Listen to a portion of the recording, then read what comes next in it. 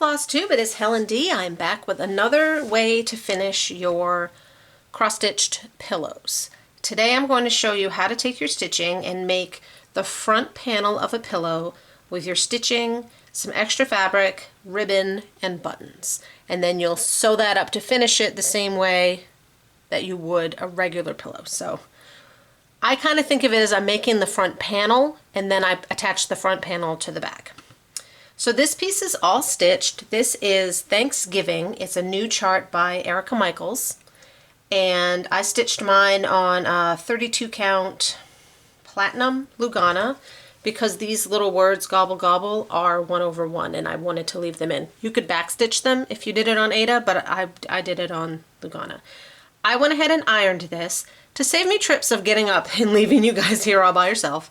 I ironed it and I put on a piece of interfacing. My interfacing of choice is Pellon 950F. So it's a fusible interfacing. So I ironed that on and now I'm going to cut it down. I like to leave mine with, I cut 3/4 of an inch from all four sides of my pillow. So we'll do that.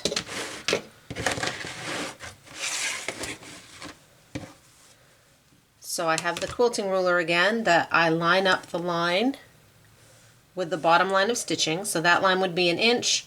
So I'm going to scoot in so it's on my 3/4 of an inch.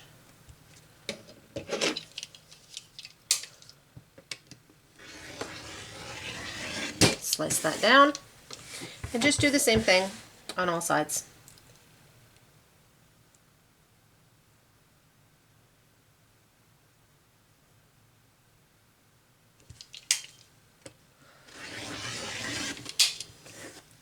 Sometimes on the sides it can be hard, like this, in this particular design, that little leaf is my 3/4 and it's not connected to anything up on the other side.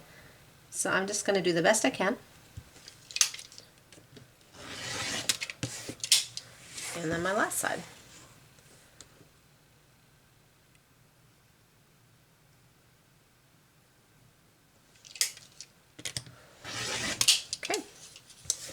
Then I had a scrap of fabric that was in the right color. This is what I'm going to use for my bottom panel. For these, I don't care so much about 3 of the sides. I'll trim those up later, but I want one clean edge. This pattern has a bit of a design on it, which makes it just a little trickier. So I'm going to line it up, and you can see on this one, you know, it's a diamond shape. So I'm going to try and cut right in the center of these diamonds to even it so that then we have the pattern even too. So I'm going to line my ruler up on my mat with one of the inch lines and then maneuver my fabric so that that middle kind of V, and cut that down.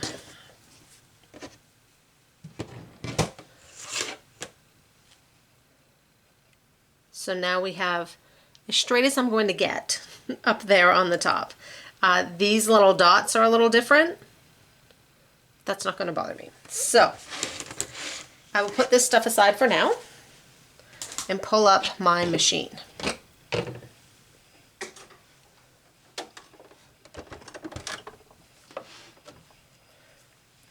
So I'm going to start this the same way that we did kind of the rickrack pillow, except without the rickrack.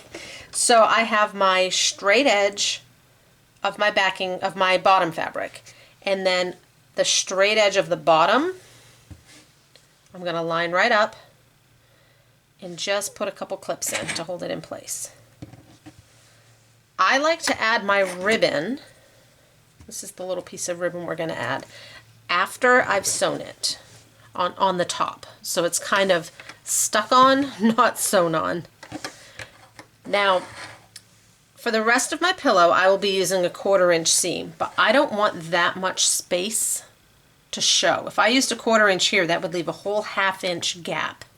So I'm actually going to sew this a 1/2 inch in so that then I'll have a 1/4 inch gap of my fabric. So I'm going to sew these together with a 1/2 inch seam.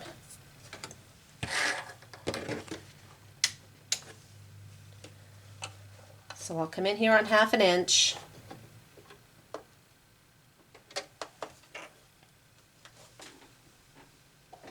And sew them down.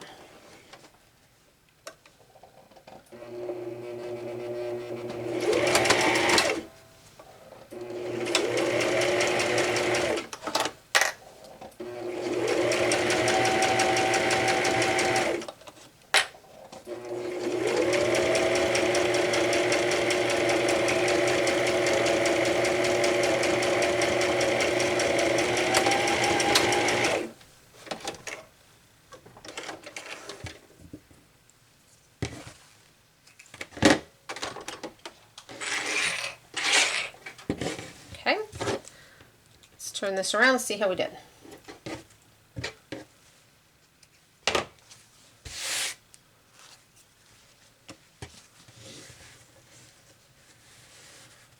Perfect.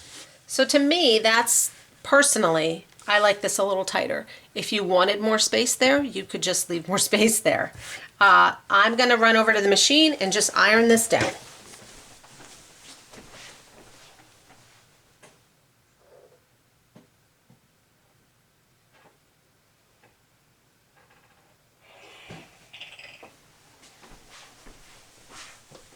Okay.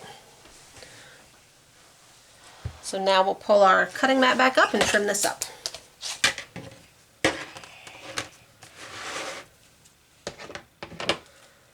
So I ironed that, I just pressed it open. So now we will take this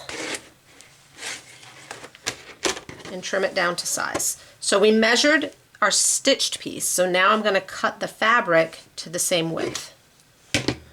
So I'll take the edge line of my fabric, line it up with one of the inch lines on my mat, and then cut from there. So if I line my ruler up with the inch lines,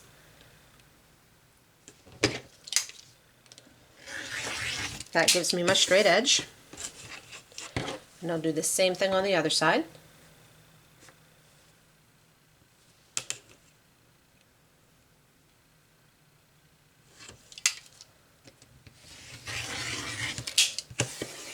Okay, and then I need to figure out how much of the bottom I want. Normally I don't cut a piece this big, but this was a scrap and that's what I had. I typically leave 2.5 to 3 inches. This is big, so I might go a little shorter, but I'm going to put my ribbon, I'm not going to put my ribbon right up against because this is kind of a thinner ribbon and I want to put some buttons on it, so I'm going to leave it down a little. So I probably want, and this is all just eyeballing, I'm going to cut it right at the end of this line on my fabric. And then when I sew it, I'm going to cut it a little, I want it to end there when I sew it, so I'm going to cut it a little lower than that. And this is all personal preference on how much you want to show.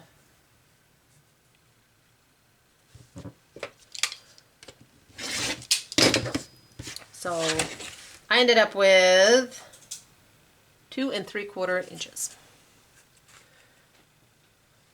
I don't know where I'm going with this. All right, so the ribbon. This is just a piece of regular ribbon.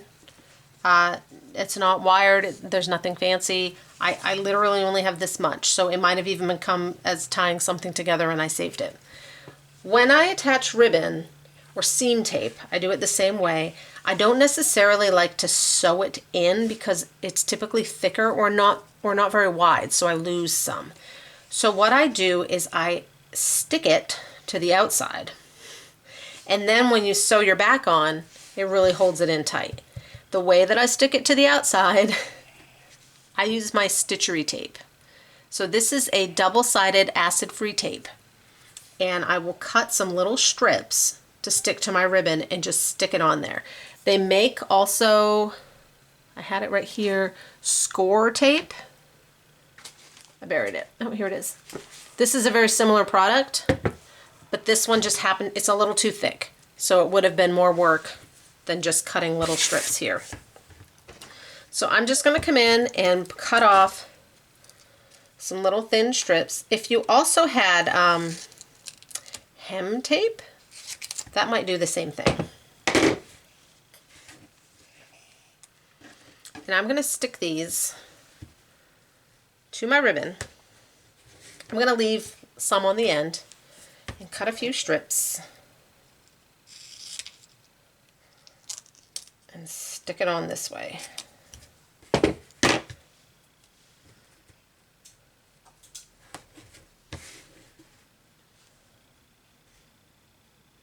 That might be it. I might only need 2. So then I can take, if I can get the backs off, it's the hardest part.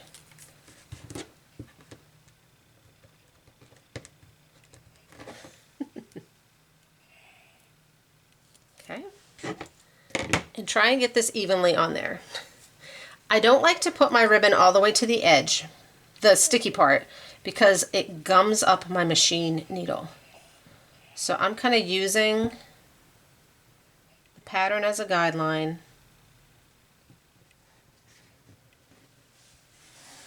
to get that on there. So it's held on there, and then when I sew the other panel on the back, it will really hold it on. And then I'm just going to cut this so it's out of my way. And I have just enough to save for one more pillow. Right? Then with this one, I wanted to add on some buttons as kind of a little extra. So I'm going to take some thread. I like to use the sulky thread for hand sewing, but that's what I have. You could use sewing thread, DMC, whatever you happen to have. I go more by the color than what the thread is. This one happened to be a nice brown. And I thought for this one I would sew a big button in the middle, because this heart was in the middle, so it's nice and easy for me to figure out where the middle is. And then little buttons on either side. So when I'm sewing something on to my pillow, I do all of that before I sew the back on, because then I can easily get to the back and get that done. So I'm going to hold this in place, kind of centered under that heart and on the ribbon as best as I can. And sew it on. I got tangled.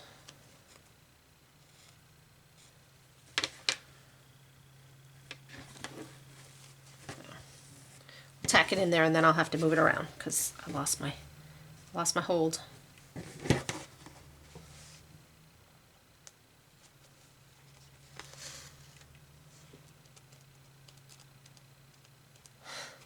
Finding the hole on these buttons sometimes can be the hardest part. For the big one, I think I'll do 3 on each side, and then the little ones I might only do 2.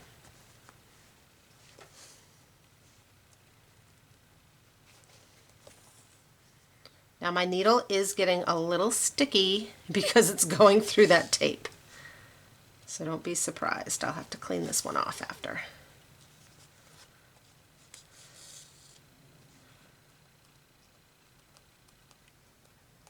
Get in there. Okay, so there's 3 on each side to hold that one in. Now I could leave it just as that if I only wanted the one. I had these 2 little buttons that I thought matched. So I'm going to try, and one other little trick. Sometimes if your button is not behaving, if you have tape, my tape is empty, you can kind of get it where you want it and then hold it down with a little piece of tape so that you can then get in the back. That's a tiny button.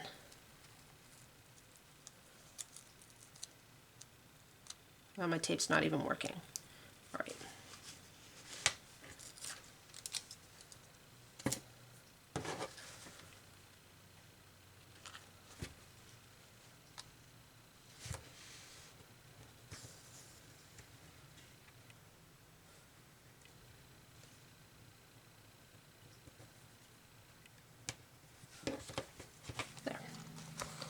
Okay.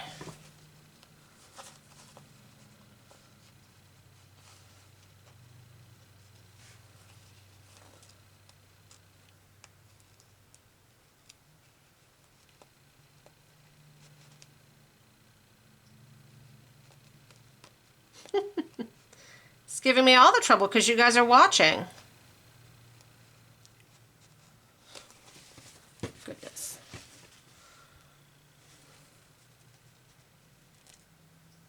There it goes. I'm turning it on the back so I can see where the buttonhole is. I gave in. I gave in, button. And naturally these were 4-hole buttons, not 2, right? They're less work.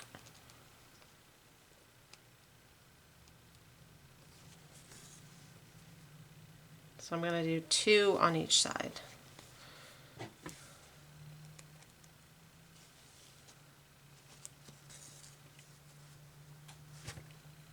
And then wash my sticky needle. All right, I'm just going to hop right over here to this side.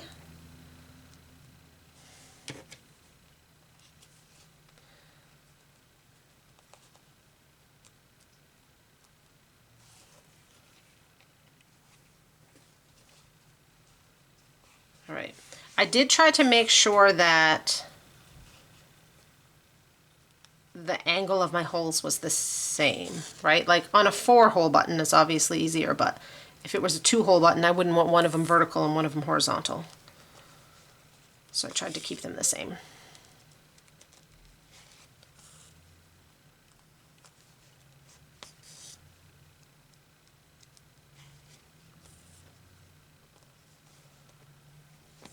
Okay, and then I'll just tie that off. I'm going to just go under them, and then I'll go under again and tie a knot. Go through my loop. Stick that one on the side so I remember to clean it. And there's my front panel. So I have my stitching, my fabric, my ribbon, my buttons. So now I will take this size, because that's my finished size, lay it on my fabric to cut around and make my back, put interfacing on my back, and then I will end up sewing them together exactly how I would a pillow finish. The very first one that I did in this series, the pillow finish that was just the stitching, I'm now treating this panel as just my stitching. Once I have them all sewn together, you know, you just cut these little bits off. You can go in, and I may, this fold, this hem seam, I might just take some of the bulk out of that. So I have my panel, my fabric, and I'm not cutting anything important. And I'm just going to come in and trim some of this out, just to take a little bulk out. And then open it back up. So there you have just one different way if you're looking for something different on a pillow, with stitching, some fabric, ribbon, and buttons.